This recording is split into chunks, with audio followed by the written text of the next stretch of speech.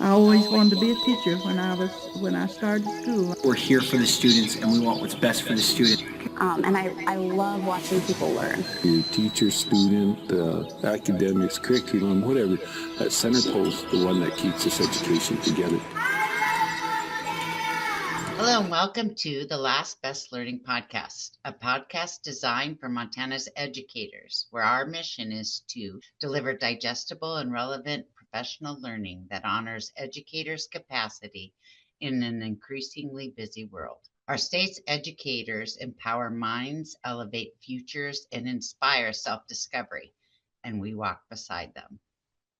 We're your hosts, Katrina Engeldrum, Michelle McCarthy, and Claire Mikeson, OPI's math, science, and ELA coordinators. So a couple of months ago, we released episode 5, Every Voice, Every Day, addressing expanding needs in Montana, featuring special guests Serena Wright and Allison Frazier.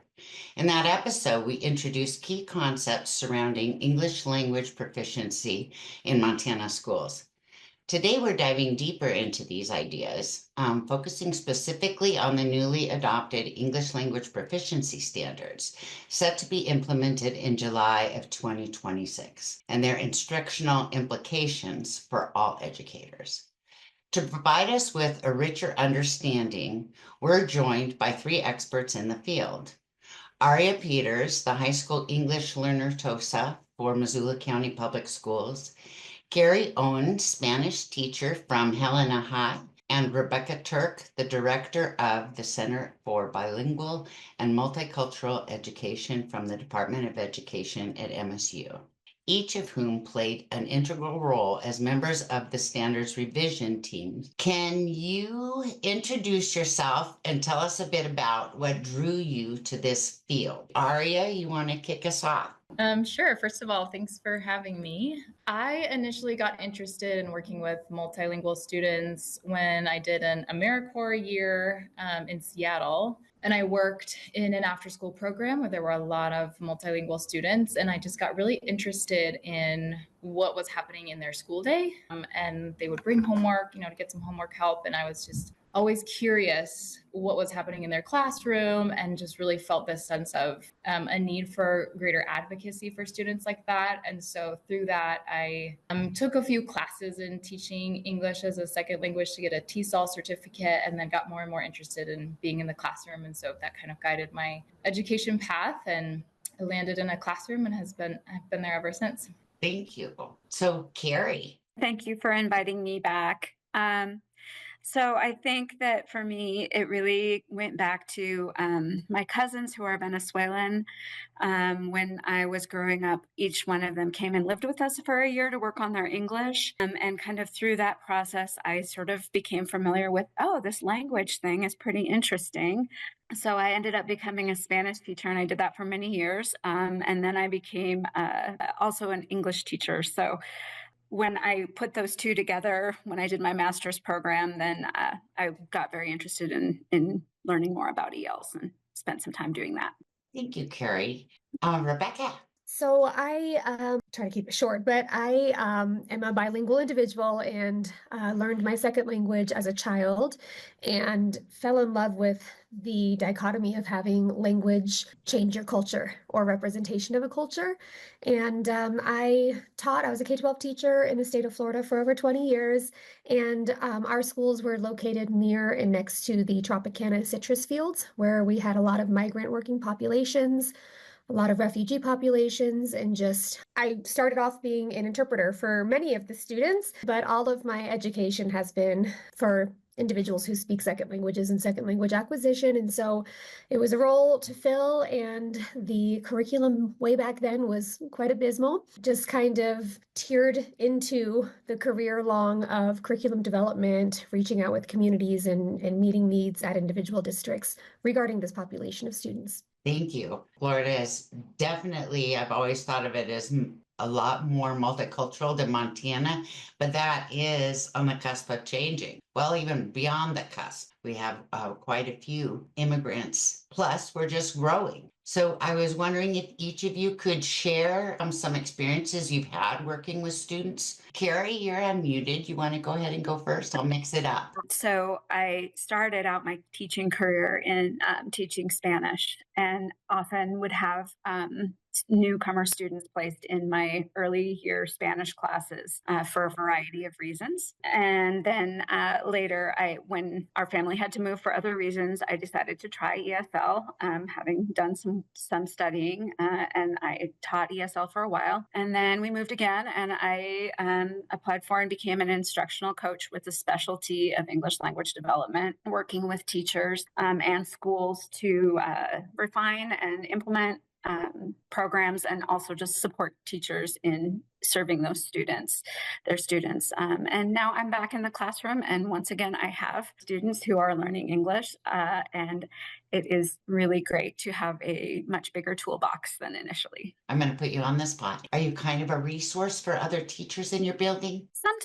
Sometimes, yeah. So Aria, do you have some experiences you want to share?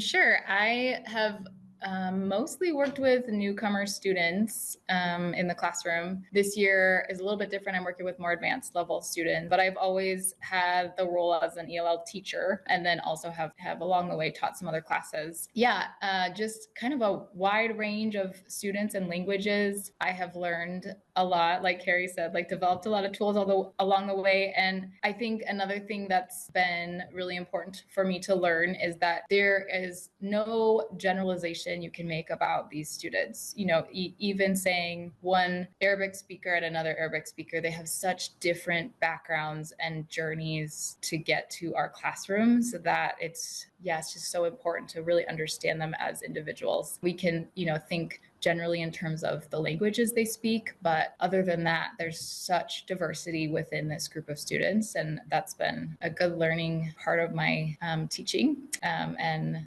just continues to kind of guide how I work with students. Yeah, and such a valuable thing for all of us to know, right? Mm-hmm. So Rebecca, do you have experiences you'd like to share? Yeah, and I think it's, I really value hearing from the teachers currently in the classroom and kind of switching hats from my experiences there into what I'm doing now, which is in the state of Montana. Michelle mentioned the growth in diversity of languages and newcomer populations. And so I've been working with students and educators and admin and all of those to really build their programs and program protocol to strengthen the rollout and the success of our students. And it's been really rewarding. We have a lot of small towns and rural areas, as well as bigger towns, and resources are stretched thin. And so the PD going to schools and bringing professional development there, working with stakeholders, getting the plan in place, being in compliance with federal mandate, and all of those things are ways that I've seen me personally be able to shift into doing needs assessments of what a district needs, what teachers need, and then helping to meet those needs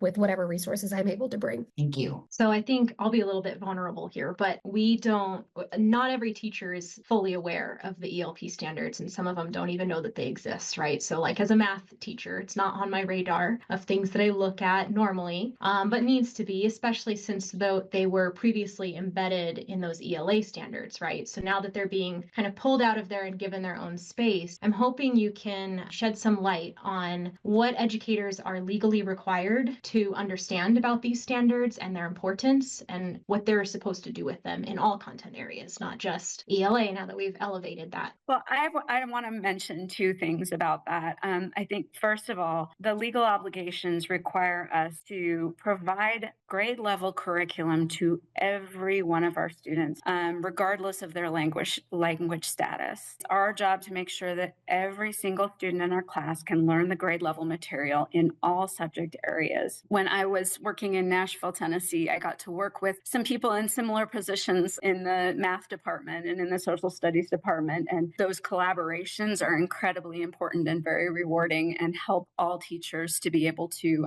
serve their students within their subject area. The work is hard, but it's also exciting. It asks us to take each of our students' futures really seriously, and to give all of our students access to that educational foundation, which we've all agreed about is a foundation to success in our culture and in our country. That's the first thing. And then the second thing, although it's not in the standards, I think it's important that all educators keep in mind that we're also required to communicate with families in ways that they can understand. We have to provide information in home languages when that's the best mode for communication.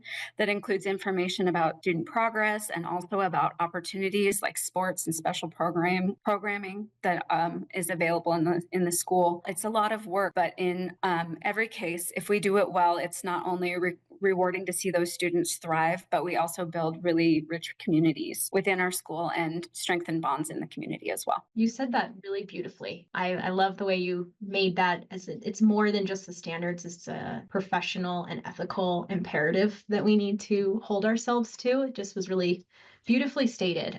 Rebecca or Aria, do either of you have anything you'd like to add to that? I do. Yeah, that was very well said, Carrie. I just also wanted to add in the perspective of the work I do with federal policy and mandates as far as compliance goes. So Montana does receive federal dollars, as does any federally funded public school educational system. And so something that I do my professional development with teachers differently than I do with admin, and this is more of the admin conversation of how the protocols are in place to identify what type of program your district has based on the allow remedies and the options available there, and then the pathway and matrix of how the student enrolls, does the home language survey, gets tested, gets the proficiency scores, gets into the classroom, and then that's where that teacher component of documentation is really required, but is often left out of training, I guess is a good way to put it. And so just in my experience in working with districts and teachers, a lot of them are surprised to hear about some of these components. And like Carrie said, it can seem overwhelming, but that's at first because it's new. And then once that protocol and everything is really well established, it's no different than any other federally protected classification of student that we do every day. Yeah, I just wanted to throw out that documentation of how teachers are using the data points, the language proficiency scores, to rationalize or to justify the accommodations they're using to make that learning accessible. And so that's a key component in compliance.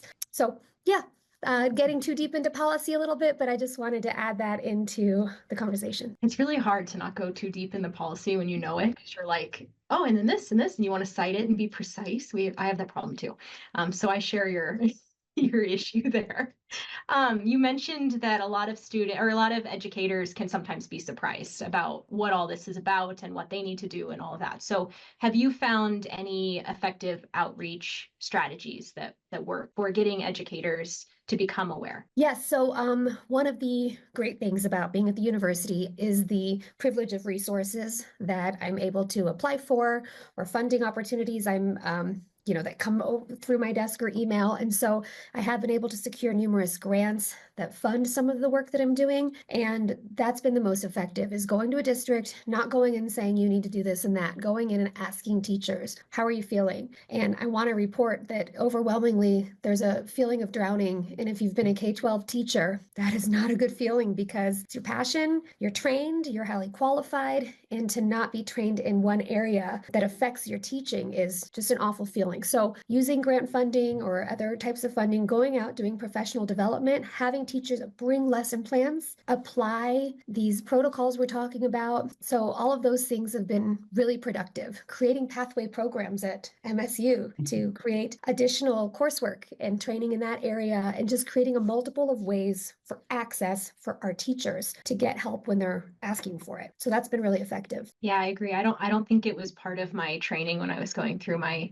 teaching program. So it's great to hear that maybe is shifting and there's some more awareness at that level. That's going to help a lot. Carrie, as a classroom teacher right now, are there strategies that you found that work effectively with your colleagues in your building to raise all of the collective awareness of the staff? I think that as we have more students who are multilingual, it becomes more important. It becomes more relevant in the moment that we have those strategies. And the common denominator in all of education is a lack of time, right? We never have enough time to do everything. But when you have that student in your class and you're aware that you're not meeting their needs and it's your intention, you have the good intentions for it, then it's just really helpful if that support is available, if there's somebody that you can ask for it. When I was reflecting on these questions, one of the things that I kind of wanted to make sure to say was that it's not something you can implement on your own. I mean, it's possible for a very small number of teachers to go out and read about this and then do it on your own, but having that community and other people you can bounce ideas off of is so key. So I think that that's our best resources, having those students, having those specific situations happening, and then having someone we can reach out to collaborate and to brainstorm with. Yeah, Aria, are there additional pieces as a TESOL teacher that you've noticed that work really well with that in your environment? Yeah, I was just similar idea that the way I found most effective to work with teachers is, kind of like this idea of this podcast, like short, digestible, kind of in the moment. A lot of the work I do is collaborating with teachers, like looking at what's coming up in their classrooms and seeing, okay, what are the language demands and where will the student struggle? And I think giving them pieces at a time instead of, the whole thing, especially when they're short on time, can be really effective. And I think once they get a little bit of information, in my experience, then teachers kind of feel like, okay, I've done this, I get it, and now I'm more open to learning more. We've been doing these very short after school, like 30-minute little PDs for teachers to come, and we'll offer some information and then have lots of time for questions. And that's been really effective. We just looked at the ELP standards actually pretty recently, and teachers were ready at that point. They had thought about it. They'd had experience with students in their classroom. And I think just kind of little by little and showing teachers that some of the things they're doing in the classroom may be helpful. It's not this whole new set of tools to use. It's just sort of the nuances of the tools or the lens you're using when you're thinking about the strategies you're using. Yeah, I think that's really important, the way you just said that there's these small chunks that are digestible. I'm connecting to what Rebecca said earlier about teachers are feeling like they're drowning, right? And when you're drowning, you want someone to throw you a life raft. You don't want them to show you how to build a boat. So, I think those 30-minute chunks are those life rafts where you're saying, hey, here's what you're doing in the classroom that's working. Here's how we can improve that exact thing without a bunch of extra depth to solving all the world's problems. Let's just start with small steps. That's really smart and a good way to do it. Totally. And that team approach, like Carrie was talking about, that you're not alone. I mean, I think as classroom teachers, we can often feel really alone. And especially with the student population, it's important to know that there's a whole team supporting them and supporting the teachers that work with them. Mm-hmm. And the students probably also feel a little bit like they're drowning from time to time as well. So having that shared experience might be beneficial to both the educator and the student. I just kind of wanted to, because all my experience in education has been in very small schools. I didn't want to step on toes or anything for other questions, but I am curious, what would you suggest for the little schools? I mean, because they don't have that community, but they're going to have the students. Anyway, if you can just think of that, and maybe we'll come back to it, because I didn't want to put me on the spot unless you have something. I would say that's a lovely opportunity for maybe somebody like OPI or maybe Dr. Turk to create a program where we can make those collaborative relationships happen, even for teachers in small schools. I think that is a real challenge. Yeah, and I'll just add that I agree that there are unique, I don't want to call them issues because that's negative, but unique circumstances with the rural areas, and what they've done on their own already is absolutely amazing. They've many of them have grouped together to pool resources and share with things that way. But we are working on, and I'm working with OPI on, protocols for all districts, any shape and size. Of course, maybe different protocols as far as sharing resources and those types of things and allocating the dollars, but the uniqueness is not a negative. It can feel like it when there may be less resources, less staff, less types of things, but then that's where the state comes in, or a university might come in and supplement. And so I think looking at that approach, Michelle, is really important to not label everybody has the same resources. When I taught 480 students in Florida, I had 3 teacher aides in it was well funded to an extent. And so that's not the reality in many of these places. So yeah, I think that's something, just so everyone knows it's on the radar, of how to not let the smaller places fall through the cracks, which can happen. Thank you. So, Rebecca, I'm going to direct this question towards you, since you've worked with so many districts across the state. But I'm wondering if you could speak to the unique linguistic and cultural strengths that Indigenous students and educators bring to the classroom, and how these fit within those ELP frameworks. standards? Yeah, and this is such an important conversation as we're looking at who are our ELs, who are they, and how are. So I like to go back to Montana is unique. I'm in lots of conversations where, well, this state does it this way, let's copy.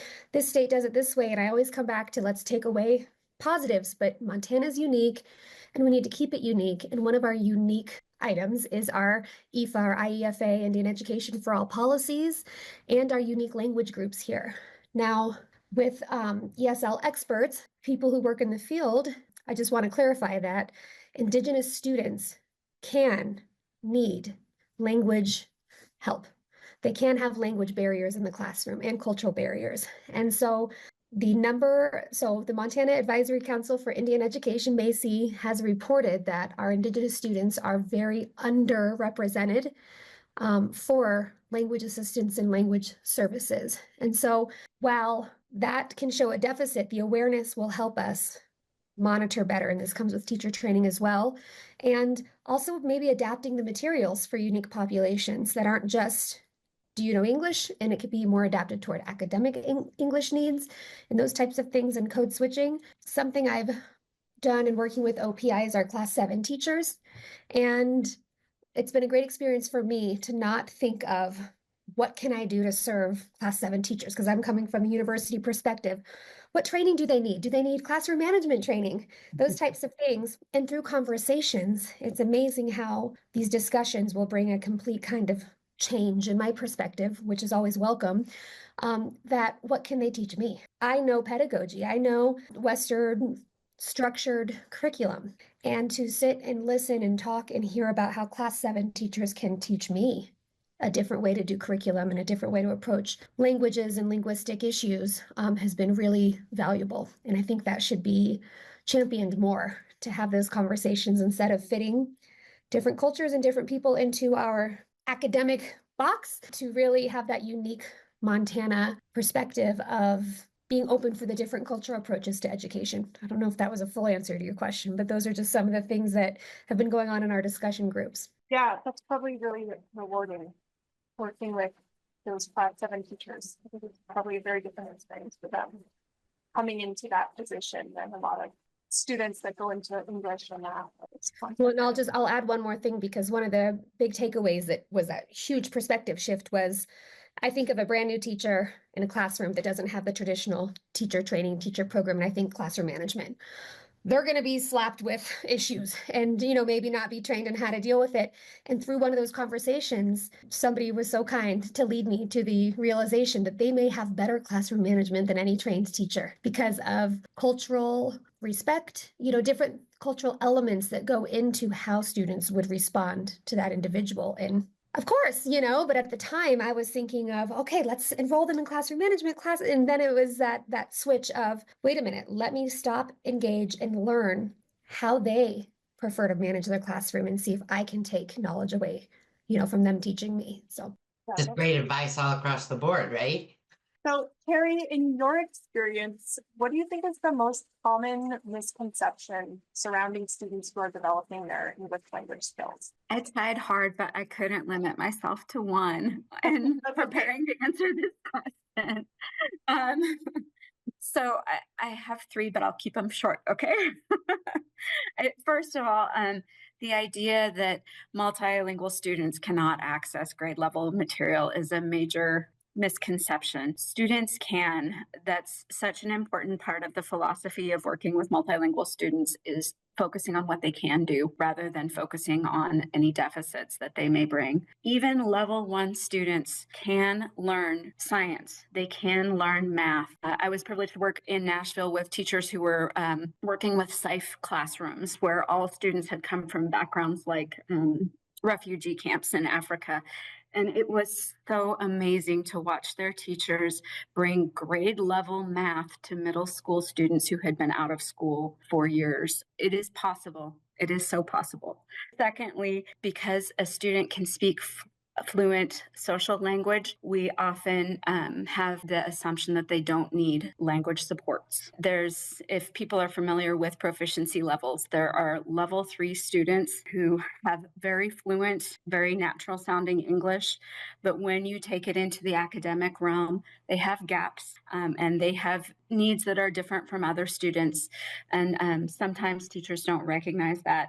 They'll assume that that fluent social language means the student is good to go. I think this is probably very applicable to our Native American students in Montana. And then finally, last one was the idea that these students are a burden, that they're going to suck resources and time away from other students.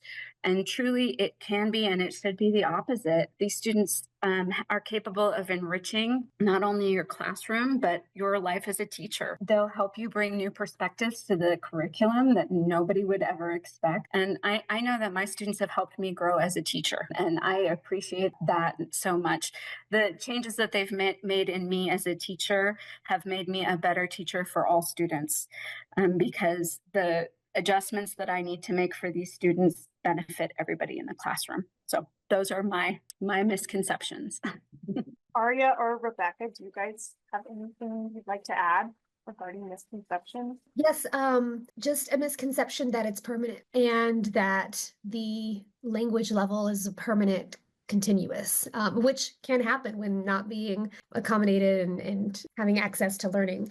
But that's something that kind of is like that life raft that you mentioned, is reminding that this level is temporary, and slowly or quickly sometimes, they will make leaps and bounds in language development, in content development, and all of that. And so that's something I think people forget is, oh, I had that student last year and they need this. No.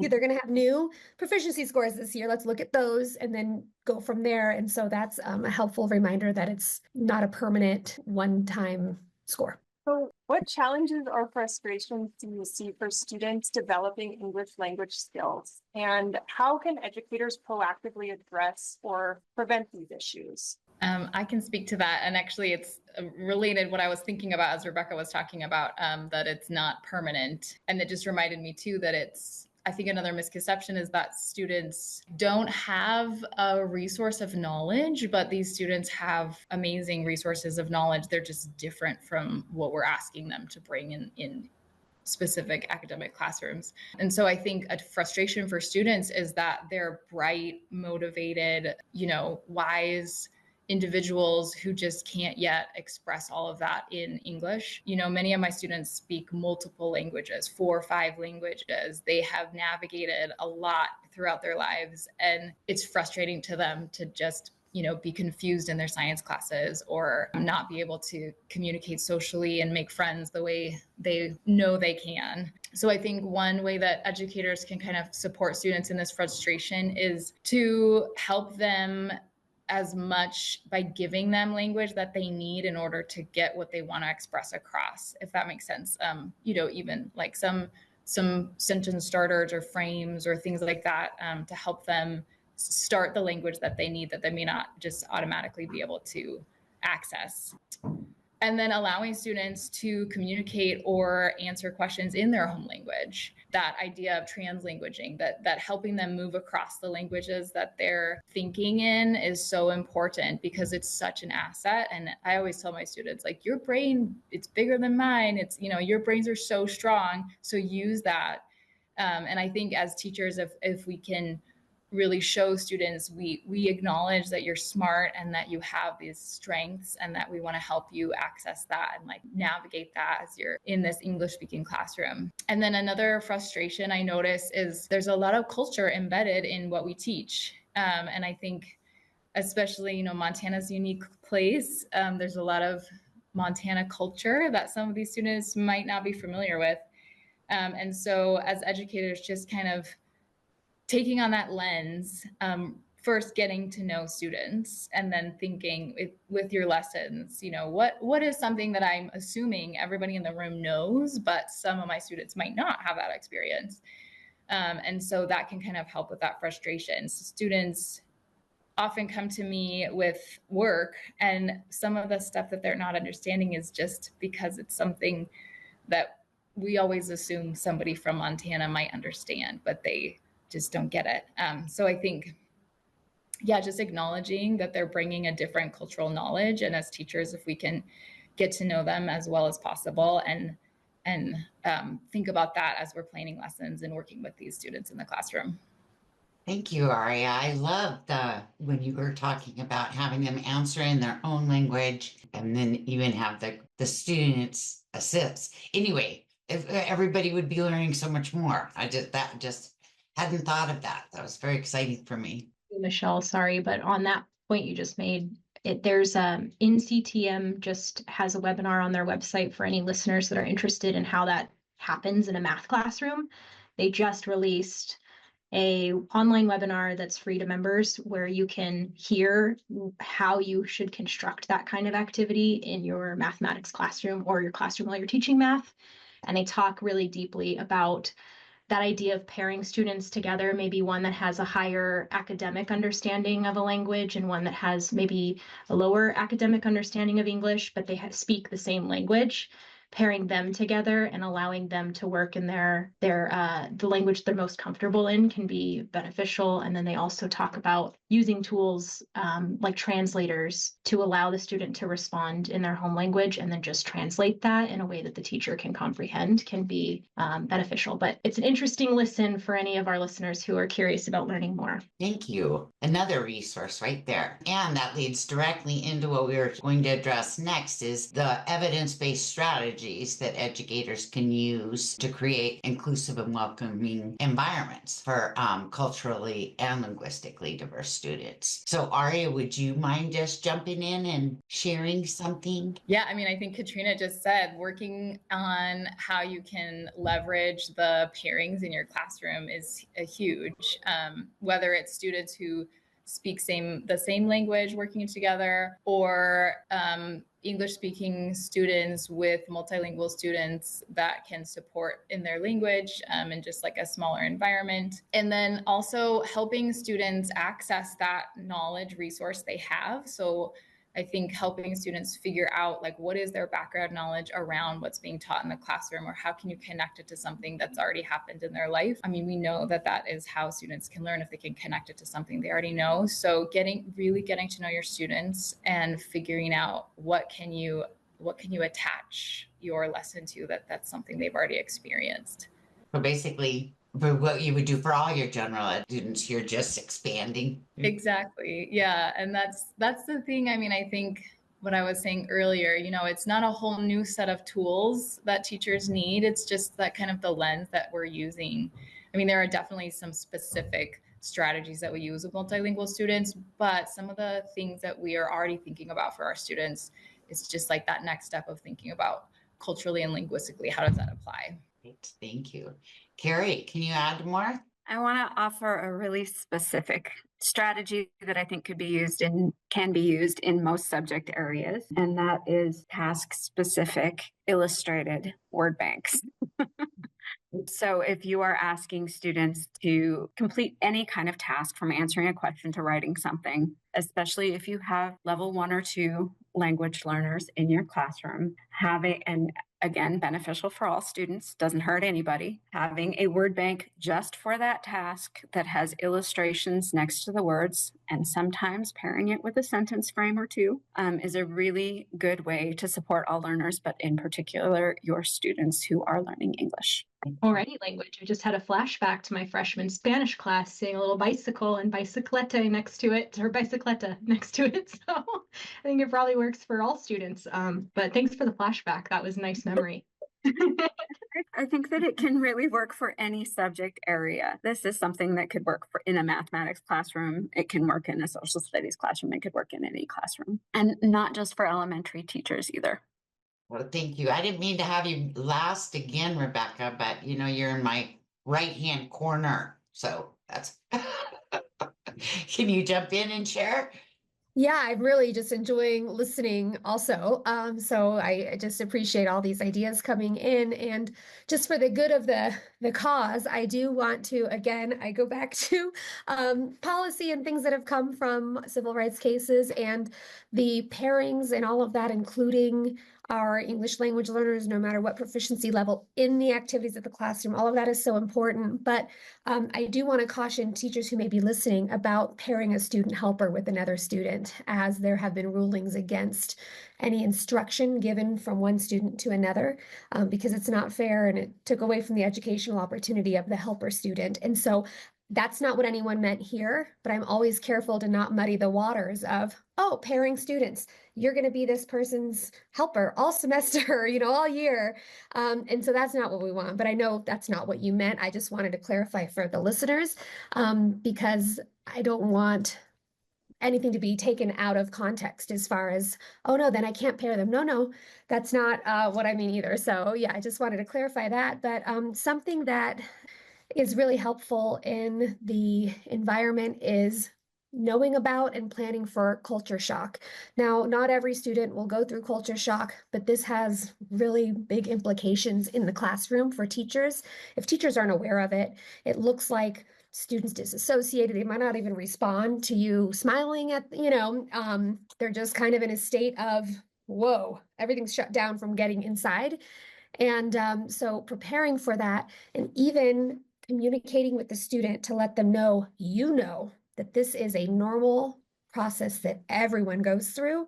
And I don't know if you've seen the culture shock charts where there's the big dip, the honeymoon phase, and then it dips down to reality and it's rough. And showing them that it will happen at some point. And when it happens, come let me know, or when you're feeling that way. And so that's something I've seen really help mitigate that. First, it builds rapport, and all of those things, but it helps mitigate those really deep lows that will happen once the newness wears off. And students typically will stop coming to school or sleep in the, do something to pull away. And so that's been really helpful. And yeah, building, I think it was Aria or Carrie who said, building those relationships with students. Every single student's different. Every single student has a different need and circumstance and situation. So yeah, these have all been really great ideas. I'm kind of curious, Rebecca, how do you suggest teachers help when, beyond just saying that they're there, but what happens when a student does come to the teacher and say, hey, I think I'm in a state of culture shock. How can they help that student? Yeah, so just some things that are in literature, but I've also done in classrooms is making a plan with the student, however possible with language barrier. And when you're at the low, you start having them incorporate things that they're missing. Like, we don't ignore it. Like, what are you missing? Can you journal about it? And they're allowed to journal in their native language because it's not an instructional, it's more socio-emotional health, which you're allowed to also implement as a teacher. And so doing that type of thing, also creating more of a sense of belonging, because again, they'll pull away at a time when they really actually need a lot of support, and trying to initiate like, hey, come sit at this lunch group. I'm going to sit with them today, and like pulling them into activities. Oftentimes you have some class leaders that maybe are in clubs or groups, and seeing if we can arrange to have someone included with that, but not letting them fall in sync, trying to kind of cushion and catch a little bit, if that makes sense. But that's been really successful in lessening the time of the dip. The dip's going to happen, it happens to everyone, but we can lessen it by kind of pulling them out of it and even making a plan with them. I've given students homework to watch a Netflix movie. Yeah, I mean, like actually making them do something they enjoy, because when you're at that low, you're not pursuing those things. And so those are just some ways I've seen students help, or help themselves kind of pull out of that culture shock. Thank you. That's good to know. I'm also wondering, I think this is kind of open to the three of you, whoever wants to take this question, but how can fostering a culture of inclusivity positively impact the academic and social outcomes for these students whose home language may not be English or who are still developing their academically English? Only because it kind of piggybacks, I'll just jump in real quick, is I've done studies with students in districts nearby, and their sense of belonging is tied to their acknowledgement of a single teacher. That is like their go-to. They can identify a safe person. And so students who had lower reporting of sense of belonging in their environment did not have friendly rapport with teachers. And so I just want to promote how important that is, that effort.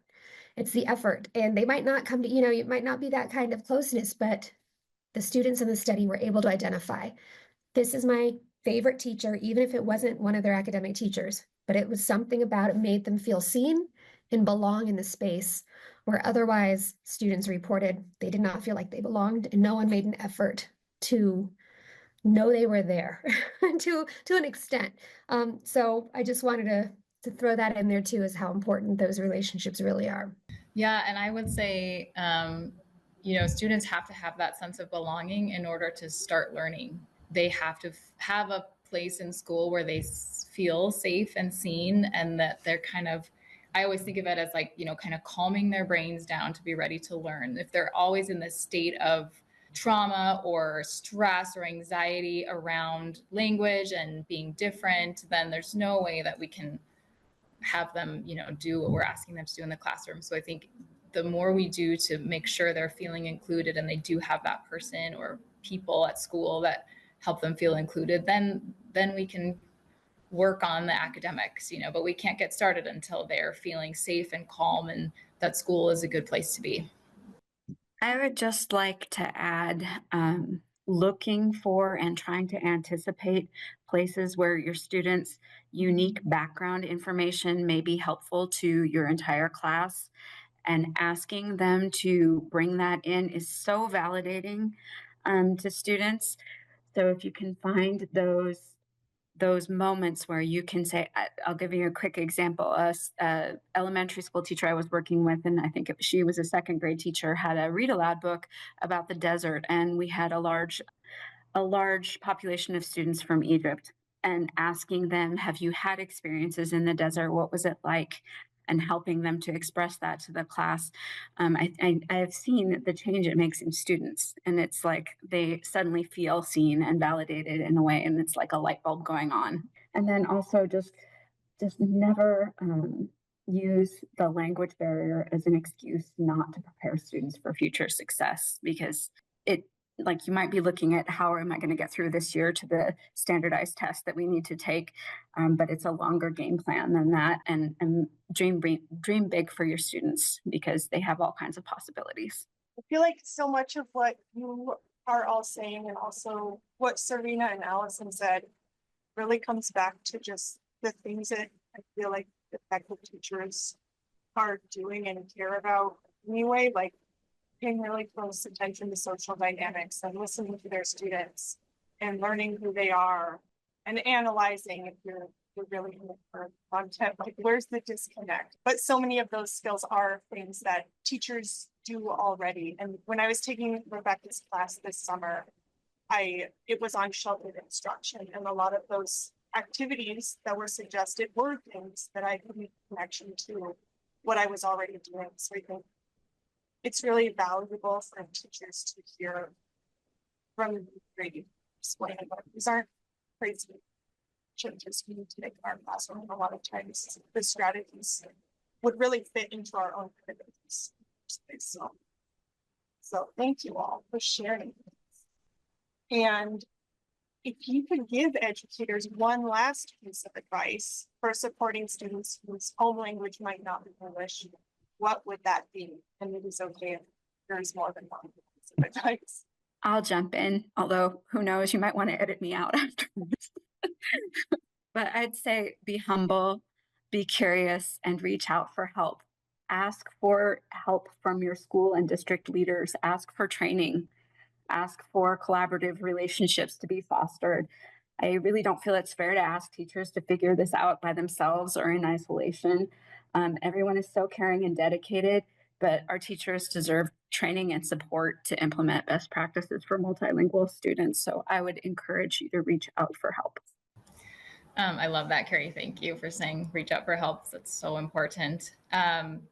I was thinking of some of the best advice I ever got as a first-year teacher working with multilingual students, and that was go slow to go fast. That it's, this relationship building, kind of setting a foundation that takes time, but it's so worth it in the end because, like Carrie said, we want to dream big for these students and we want to set them up by giving them a great foundation. And so if it feels like it's going really slow at the beginning, it will eventually go faster. And like Rebecca said, their proficiency level is not permanent, and it might take time, but they're going to grow and they're going to learn, and they have just an amazing depth of resources within themselves. And I think if we can just set that foundation for them and tap into our own sense of empathy, then that's going to set them on a path to success. Very well said, everyone. I just have just a couple bullet points because this was such a great question, because that's that thing where small bites,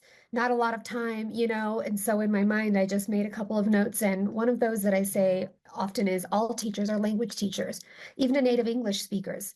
You are a language teacher in your content area. And so setting up that mentality that this is extra work. No, it's not. You're teaching language maybe a little bit differently, but you're still a language teacher. All of us are.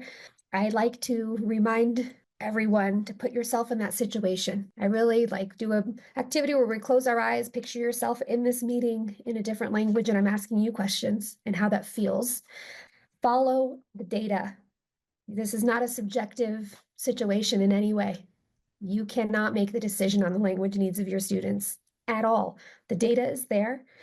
So use it, use the data. And I think it was Aria who just said, this is not on the teacher's shoulders. None of this is. The teacher teaches. The data and the resources are given to the teacher to best facilitate learning for that student. And document.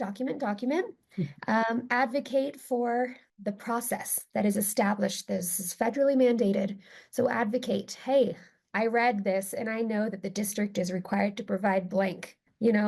They are. So you don't have to be struggling. Like somebody else said, ask for the resources, establish rapport with students and families, be that safe place for communication and make that effort, involve parents.